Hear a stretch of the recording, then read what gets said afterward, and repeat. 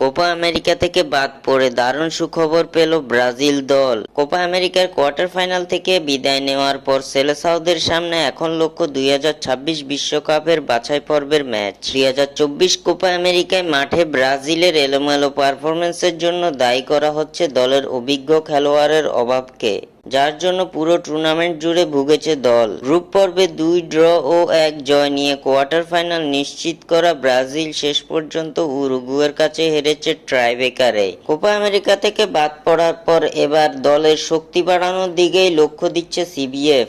2026 বিশ্বকাপের বাছাই পর্বেও খুব একটা ভালো অবস্থানে নেই ব্রাজিল। বিশ্বকাপের কোয়ালিফায়ারে পয়েন্ট টেবিলের ষষ্ঠ স্থানে অবস্থান করছে সেলেসাওরা। এমন অবস্থায় বিশ্বকাপের বাছাই পর্বে ব্রাজিলের বাকি থাকা 15টি ম্যাচের মধ্যে সবগুলোই গুরুত্বপূর্ণ 5 বারের বিশ্ব চ্যাম্পিয়নদের জন্য, যার ফলে এবার পূর্ণশক্তি দল নিয়েই বিশ্বকাপ বাছাই পর্বের ম্যাচগুলো মোকাবিলা করবে ব্রাজিল। 2026 বিশ্বকাপ কোয়ালিফায়ারের ম্যাচে ইকুয়েডরের বিপক্ষে মাঠে নামতে চলেছে সেলেসাওরা। আর এই ম্যাচের আগে এবার দারুণ সুখবর পেল ব্রাজিল। এই ম্যাচের মধ্য দিয়ে ব্রাজিল দলে ফিরতে চলেছেন অভিজ্ঞ ডিফেন্সিভ মিডফিল্ডার ক্যাসিমিরো। ইনজুরির কারণে ব্রাজিলের কোপা আমেরিকার দলে খেলতে পারেননি ক্যাসিমিরো।